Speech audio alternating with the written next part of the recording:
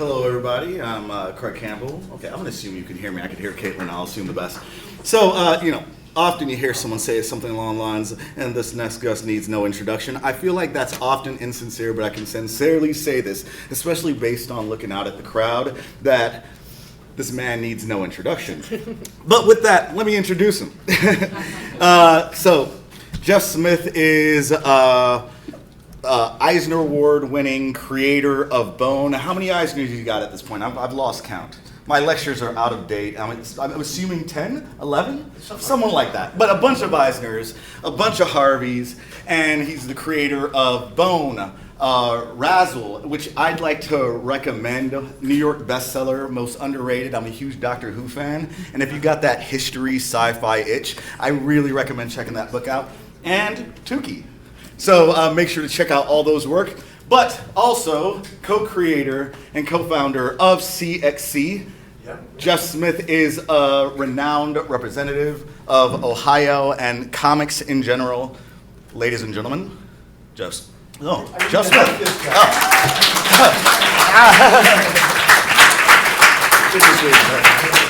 got choked up at the end there.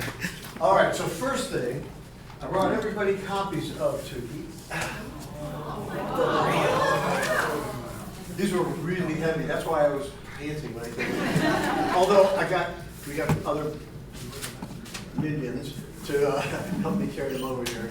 But let me just try to pass these around. I want everybody to have a copy. I don't know where to do that. Thank you, Kate. All right, I will start. Yeah, we can do this. All right, let's see here. On my way here, I realized what a cartoonist I am, how completely unorganized I am, and how late I am running. But I always get everything done, eventually right under the wire. That's a rule when you're a cartoonist. You got to get it done just right under the wire. I went to one of our opening events was Wednesday night at the Gateway, and we watched some all Ohio animated shorts, and it was a really amazing show. But the last one on was a really enjoyable show, and I'm sorry I don't remember the guy's name, but he's an Ohioan, and apparently he finished the film the night before. I said, now that's a cartoonist. That is a cartoonist right there. All right, so let's get this underway. How do these clickers work? All right, so this is I'm most known for doing this comic called Bone, which is a very kind of a silly thing, like the Looney Tunes characters are loose in the Lord of the Rings kind of idea. This is my current project, which I think will be 6 books, and there's already 2 out, and I'm distributing the first one to all of you people who came here, silly people who came this early to go hear me talk. It is called TUKI. TUKI is the name of the character you see up on the screen, and this story takes place 2 million years ago, when our earliest ancestor, Homo erectus, was the first creature on the planet to control fire and eat cooked food. I thought that was interesting, and I couldn't believe there's not been a book or a movie about this moment at all. What's also interesting, first I'll move forward here a little bit. Do this. So this story takes place in Africa, in this part of Africa, right here. That's the Great Rift Valley.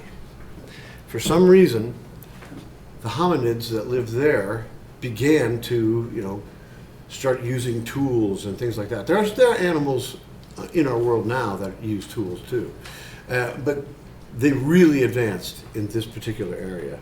I'm going to zoom in a little closer to the Rift Valley. This was where humankind started. Now, we're all familiar with this. There's a couple things wrong with this image. The main one being, like, we just evolved into white people? What? No, we were all humans were black when when we came from near the equator. We needed that melanin, that color in our skin to save us from the sun. But it wasn't until much later that humans moved further north up into the north of France or north of Northern Europe, where then we actually needed sunlight to be healthy. So we evolved and had less of the melanin in our bodies. But we were all black for the longest part of our history. That's only the one thing that was wrong with this picture. The other thing is that this implies that we evolved like this, the monkey on this end just changed into this monkey, which is an Australopithecus, into this creature, Homo habilis, which was the first tool making of our ancestor, and this is Homo erectus, and this is some white guy from Chicago. I don't know. I don't know how he got in there. But we didn't just change. We didn't morph into the next thing, and the rest. Everybody else just changed too. What was interesting to me is that these Australopithecus. So Australopithecus is, you've all heard of the famous Lucy. The Lucy was the first skeleton and fossils that they found of a female who had traits and characteristics with both apes and humans.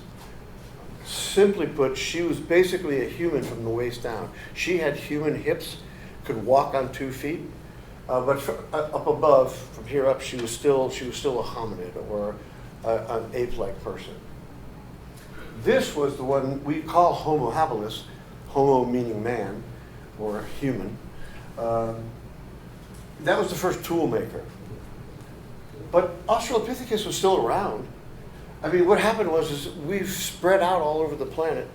I'm giving you this is my research I did for TUKI, okay? And this is why I thought this would be a fun story to do.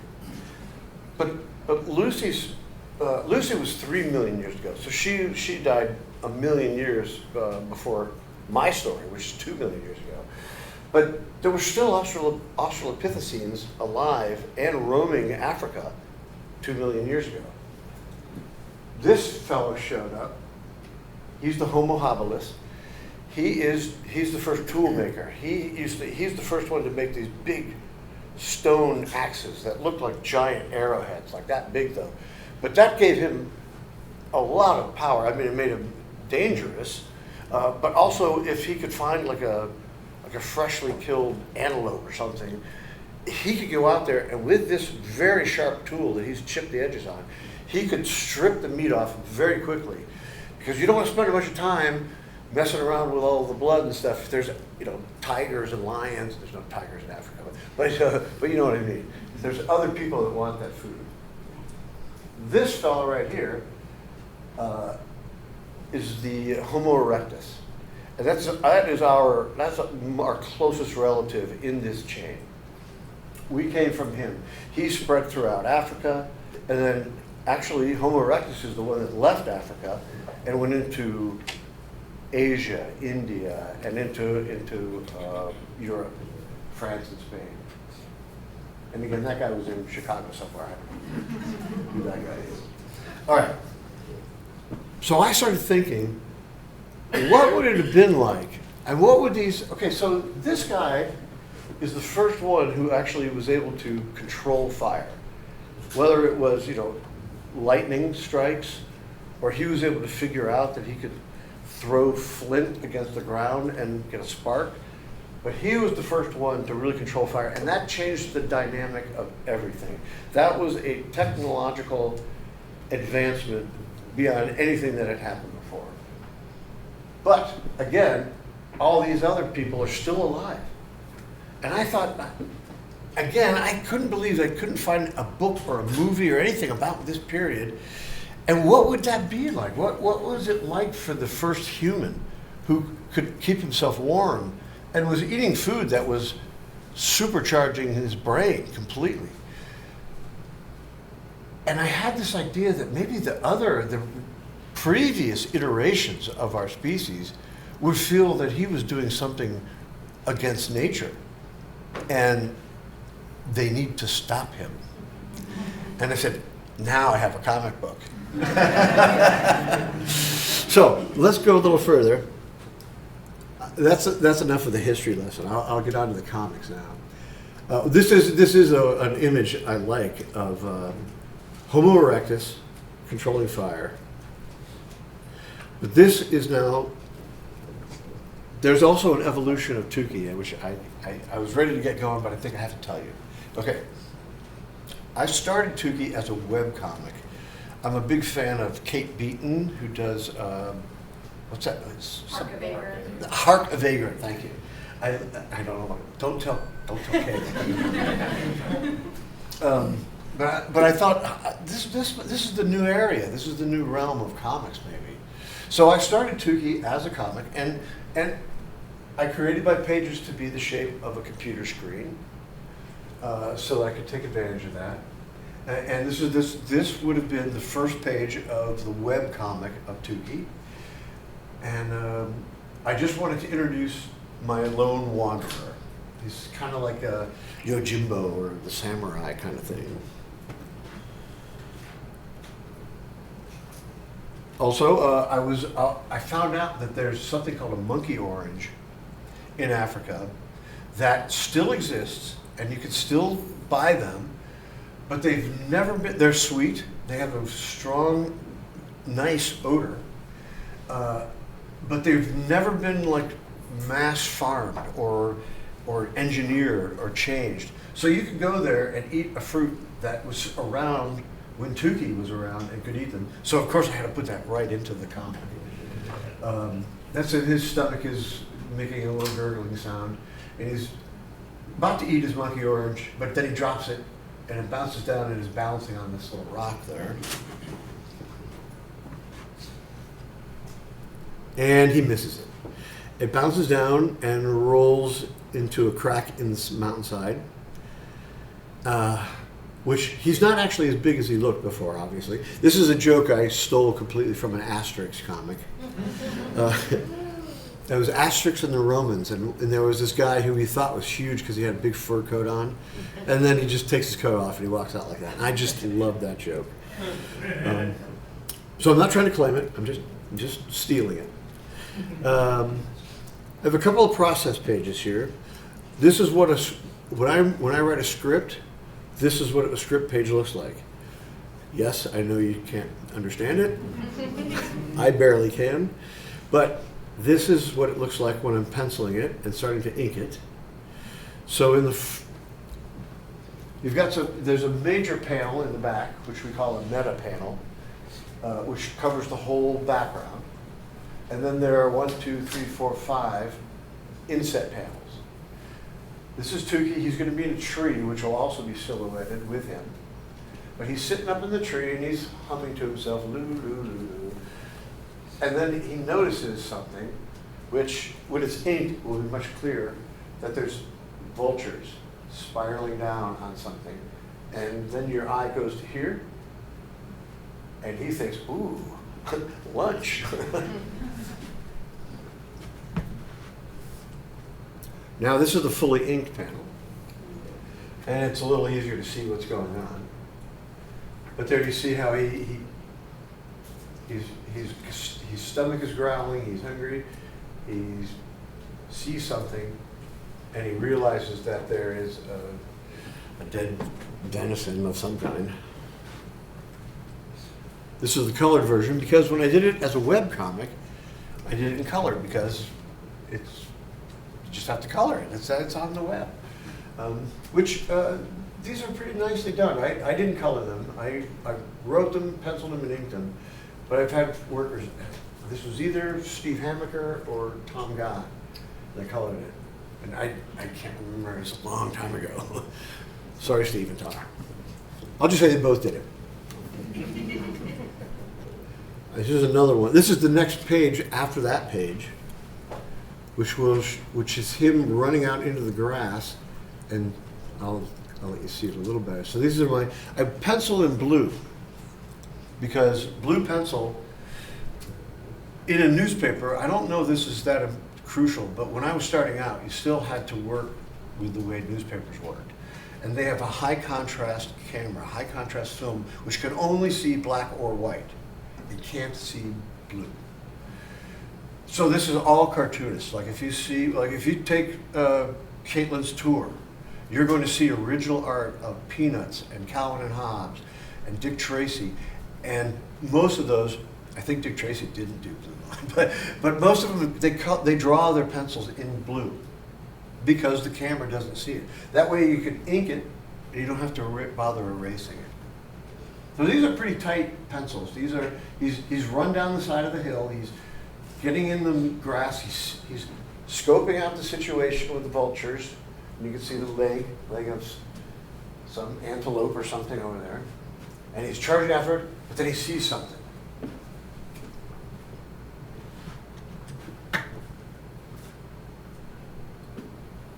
Same story. All right. Let me see if I can do this without walking backwards. Yeah. All right, so this is the next page. Oh, no, I skipped some pages. He sees, excuse me, I gotta just get a little drink of water here.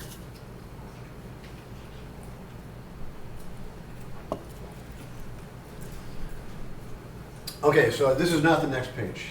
What he sees when he turned around was a saber-toothed tiger was coming to take the kill away from the vultures. Fortunately, TUKI hadn't got there yet, so he was able to turn back. So he's thirsty, and in this scene, he's going to climb up into a tree. A bilbao tree is a giant tree in Africa where the limbs all come together, and there's usually an opening, like there's a gap, and those often filled with rainwater, and animals, monkeys, and humans could get water out of them. And I thought, that's neat. I'll have TUKI do that. So this is the pencils. I'll just skip right to the ink. So here he is. He's climbing up into the tree, and he's got a little gourd that he carries around that he fills up. So he reaches the gourd in, fills it with water, and he takes it. Ah, nice. But then he hears something. Somebody nearby snaps on a stick or something. So now we're going to go through pretty much the end of the first comic book, or the first, what I would call like a season or something of the comic when it was on YouTube, not YouTube, but it was just on the web. So, and it was colored. I like black and white myself, so when I did these books, I made changes to the story that I thought made it flow better, and I made it in black and white again. But anyway, something snapped a stick nearby. He jumps down, picks up his spears, but then he sees a Homo habilis, who does not look that friendly. This skips a little bit. They talk for a bit, and I'll show that to you when we go to the black and white here in a minute. But at this point, I just want to show you the way this chapter ended originally as I did it on the web. And I guess I'll just try to read it. If I'm standing in front of somebody, just tell me. Well, I can read from here.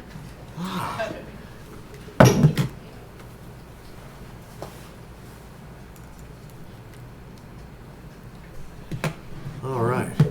So the Homo habilis, he says, "Wait, hoa, wow, the spirits, they near, listen, speak to me, great spirits of the forest."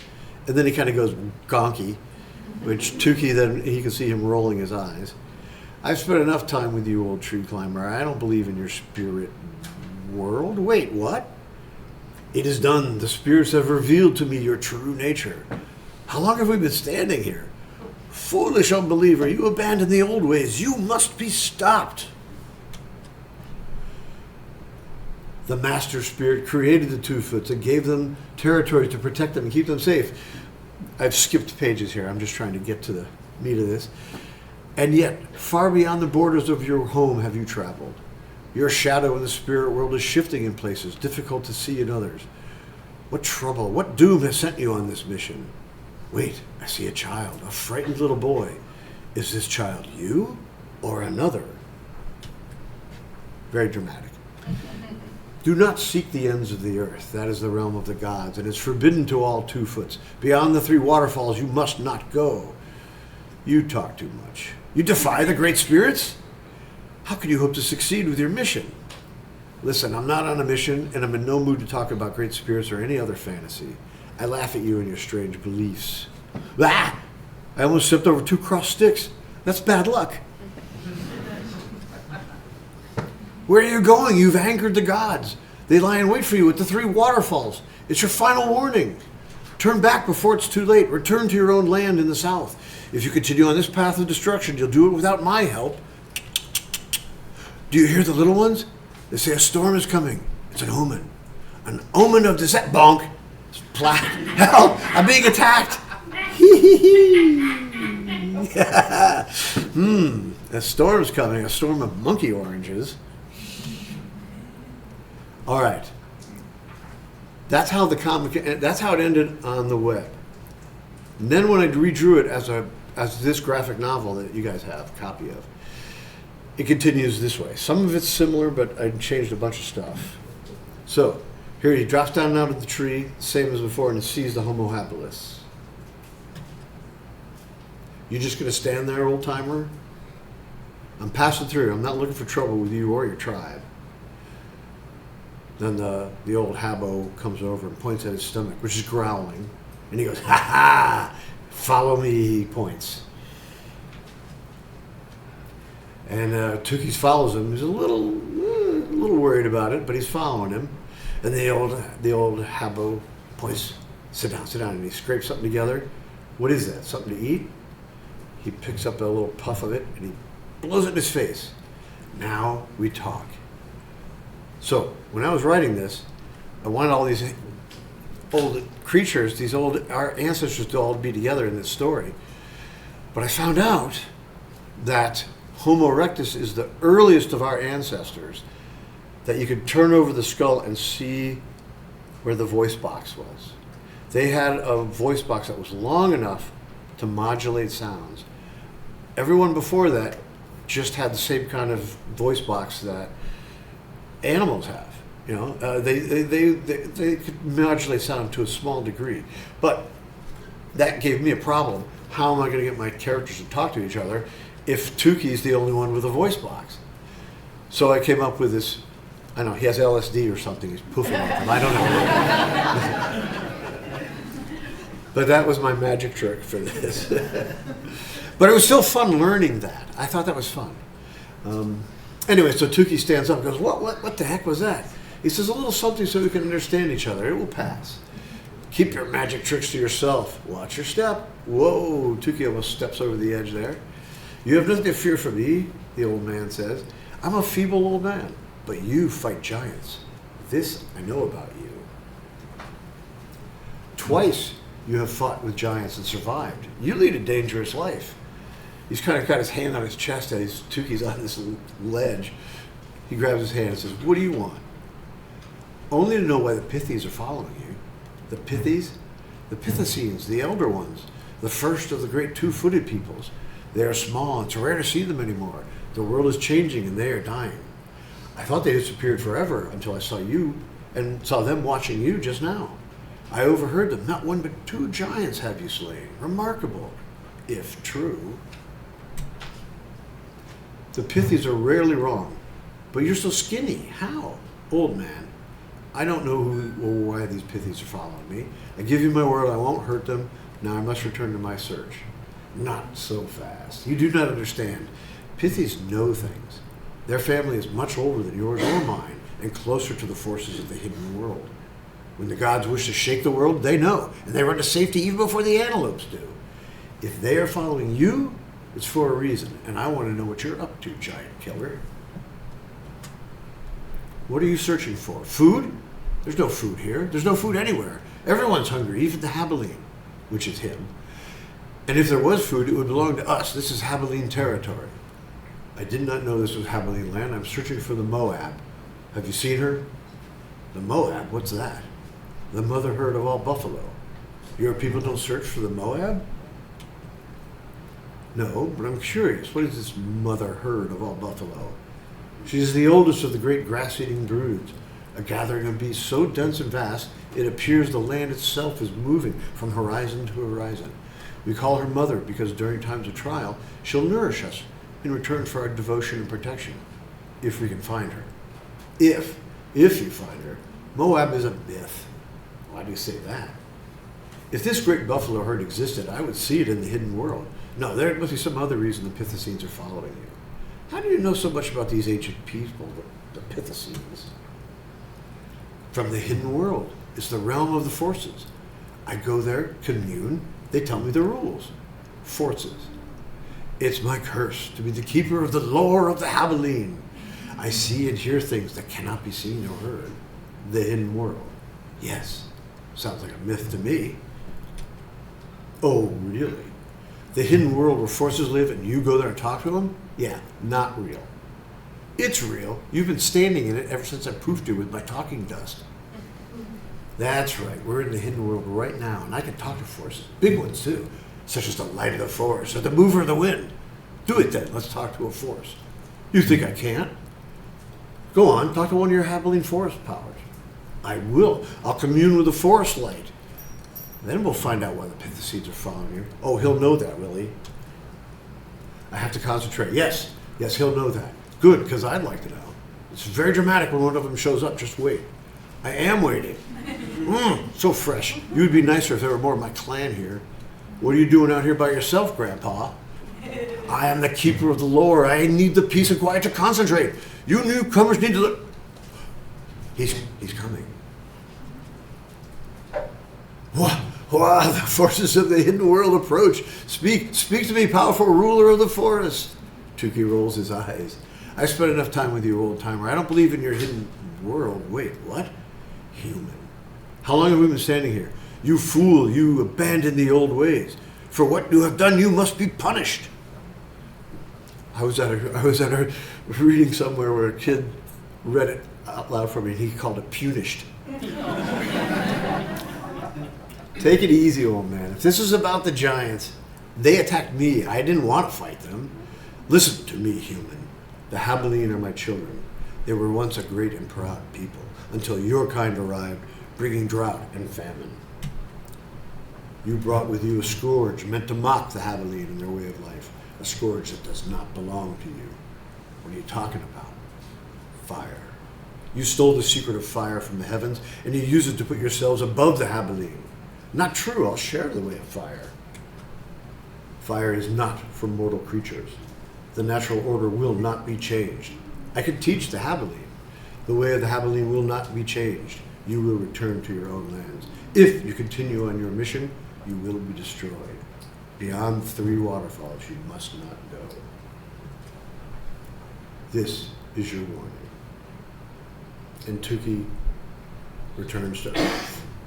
The powers that be have departed. Do you see now your folly? Fire is no plaything, wanderer. It belongs to the hidden world. You presume much when you dabble with sacred secrets. Repent. Renounce your use of fire. Go home, giant killer. The great Haviline power of the forest commands you. Beyond the 3 waterfalls, you must not go. You talk too much. You defy the hidden world. How can you hope to succeed with your mission? Listen, I'm not on a mission, and I'm in no mood to talk about hidden world or any other fantasy. I laugh at you and your strange beliefs. Strange beliefs? You saw it with your own eyes. You poofed me. I am the keeper of the lore. I'm trying to help you. Return from where you came. Share the word with your people. The natural order will not be changed. Where are you going? You've angered the gods. They lie in wait for you at the 3 waterfalls. It's your final warning. Turn back before it's too late. Return to your own land in the south. If you continue on this path, you'll do it without my help. Do you hear the Pithies? They say a storm is coming. It's an omen. An omen of disaster, Bong Bam Flat. I'm being attacked. Well, we read this already. A storm of Pithies. Oh, that was different. Oh, that was it. Oh. Well, you'll hang out there.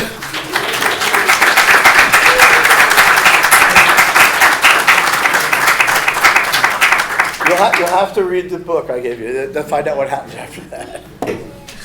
All right. Well, that is, that's what I've been working on for the last couple of years. And I've done 2 books so far. I'm hoping it will be 6.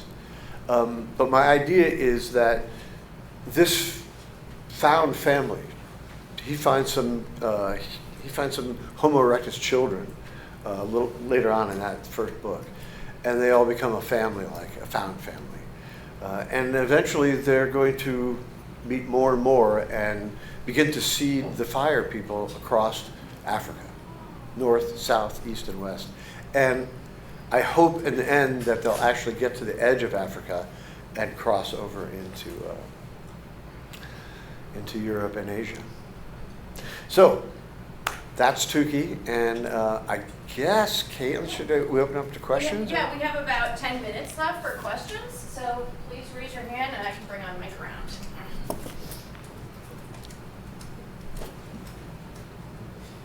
So thank you very much for sharing and for being so generous with this. I have a question about how do you decide on panel composition and page composition? Like what you just read has so much action, but everything changes. So I wonder if you can share with us. I will attempt to, and if I can go back, I will pick one of these to just look at.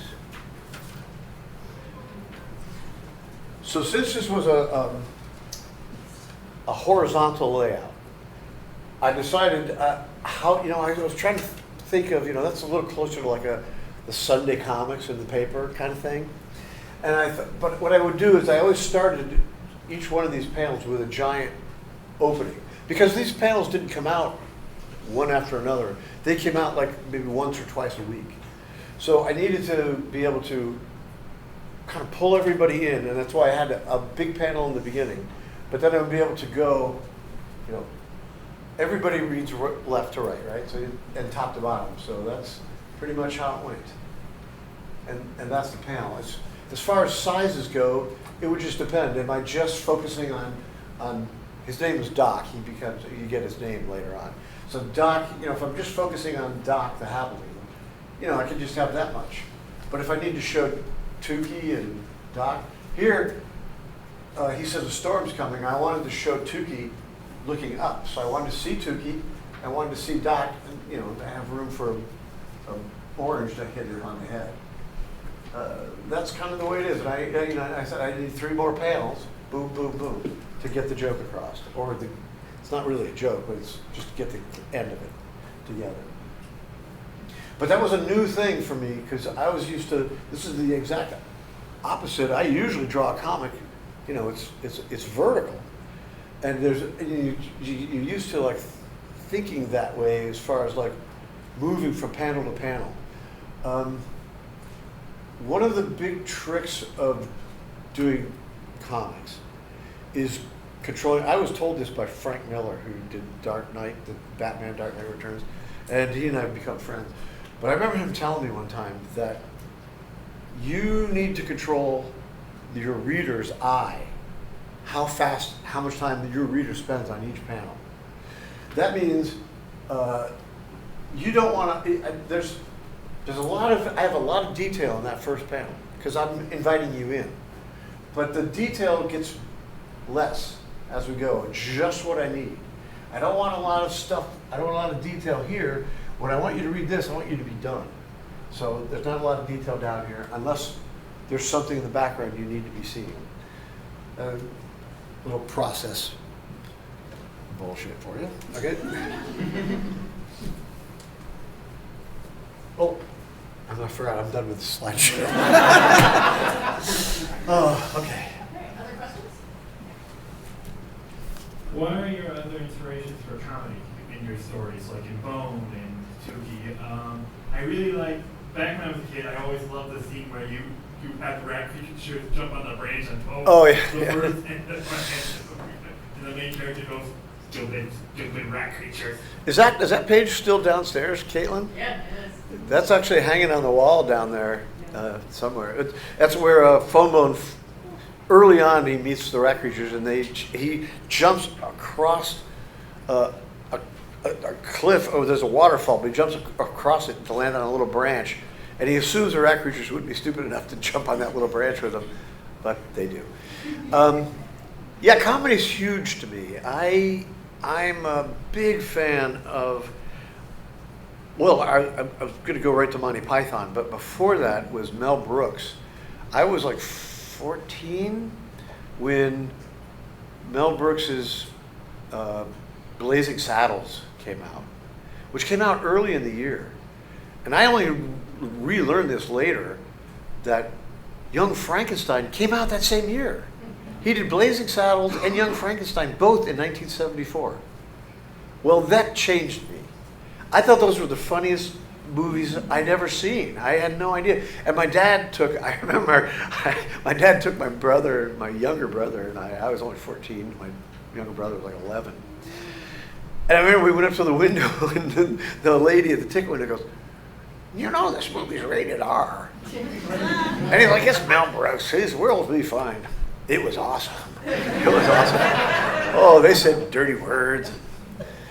It was great. But so that really got my mind going. How could you be that funny? How could you be that funny? I couldn't believe it. And I just kept trying to follow comedians. And then I got into Monty Python. And then when Monty Python started their movies, oh my goodness, I just thought those were the most brilliant things ever. So comedy's just always been important to me, and I realized immediately that humor was a way to say something, even if it was something might be difficult for people to swallow. They'll swallow it because it's funny. They can't handle it. So that's why I've loved humor ever since the beginning.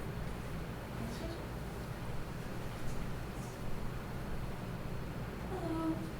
You said you've been working on TUKI for a couple of years. I was curious if you had the idea a couple of years ago and that's when you started doing all this research that you're talking about, or had that idea been marinating for like a lot longer than that? Like, how did that work out with TUKI? That's an interesting question. I like to marinate on ideas for a very long time.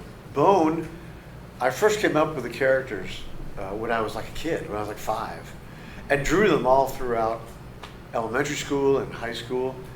But it wasn't until college that I started drawing it as a comic strip in the newspaper. And you can see some of those originals from the comic strip version if you get a behind-the-scenes tour. Oh, do the behind-the-scenes tour. Not to see my stuff, but to see real stuff. There's real stuff down there, guys.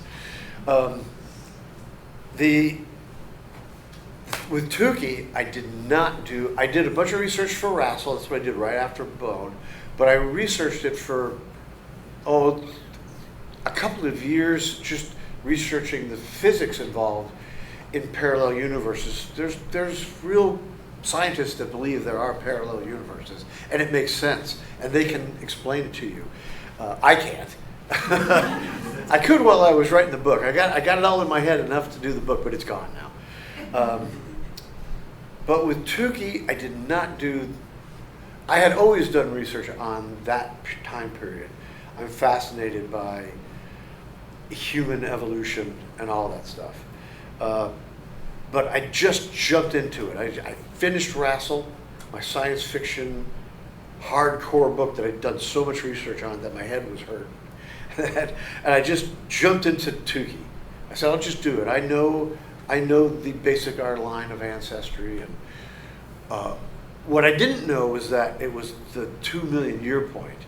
And that was the one thing I think that tipped me over and got me doing it. But I jumped into the story without doing the amount of research I had done for Bone or Rassel. I did some research, obviously, I needed to, but nowhere near that amount. And I didn't really think out my story. I just thought, I'm just gonna have this guy who can make fire and eats cooked food, and all the other humans are gonna try to kill him because they think he's doing bad. And I just started doing the comic. Well, as you see in the book, he comes across 3 lost kids, and their family's been murdered. They're fire people. There's other people that do fire. He's one of that first group, and these kids, their family's been killed basically. So I just got, that just kind of happened in the story. I kind of thought he might find these kids. I wasn't really sure. But once the kids entered the story and I was drawing them in the comic, suddenly the kids mattered to me as much as they did to TUKI or to themselves. And all of a sudden I was like, wait a minute. I need to reset this story. I didn't really know how old the kids were. I knew they were very young. But I thought maybe one of them might have been a teenager. I wasn't sure. But now I was like, okay, I need to reset this. All of a sudden I saw, this is the story. TUKI and these kids and these other, they're going to meet a Pithecine too, an Australopithecus. They're going to meet one, and he's going to have super strength because why not? Because Grandma Ben had super strength, I got to do something like that. Popeye's got to be in my comic somewhere. And so that's what. So I put the webcomic away, and it took me about a year to think of how I was going to Now I did take time and figured out the story, wrote it down, and then I started the graphic novels, which you saw. That was an example I showed you of the colored comics I showed you. That's how I did it. First off, when the javelin kind of poofs him and just he makes it night and warns him to don't cause trouble. That's boring. I thought it was in the second one he poofs him and all of a sudden he becomes gigantic and TUKI's floating in space and the guy is the god talking to him. And then I thought, all right, that's better. That's better. Do that. There, maybe you have time for one or two more. Yep.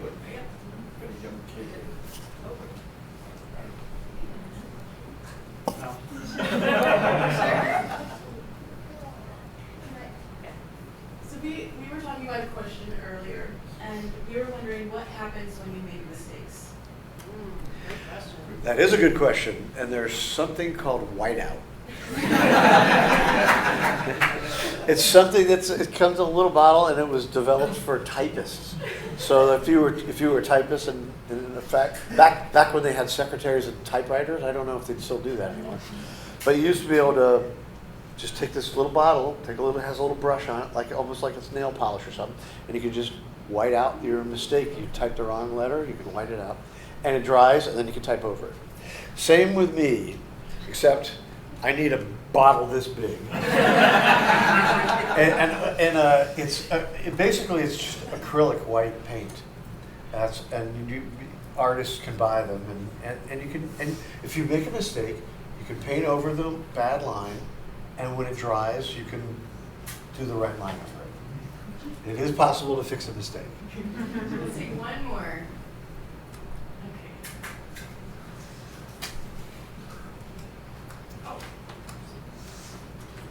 Okay, so yesterday during an artist talk, we talked about like dialogue and where to put it. So I was wondering your process for like exposition scenes, like with Doc and TUKI, and then also like in Bone, where Grandma Ben tells Phony the story about Old Man's Cave and the war and stuff. There's a lot of theories about where to put word balloons and stuff. I feel like some word balloons should be tucked up and touching the top of the panel. Sometimes it is different if the balloon is not touching the panel and has air all the way around it. And these are things you can do. I'm not sure even I understand it, but I do it. But like if Charlie Brown is just talking to Linus, the balloon will be up against, to make more room for drawing. But sometimes if he just goes, good grief, it's not touching it, it's floating in the air. And that, I don't know why, but that changes the weight or the feel. Right, Caitlin? Yeah, it does. Definitely. All right, so that was the correct answer. All right,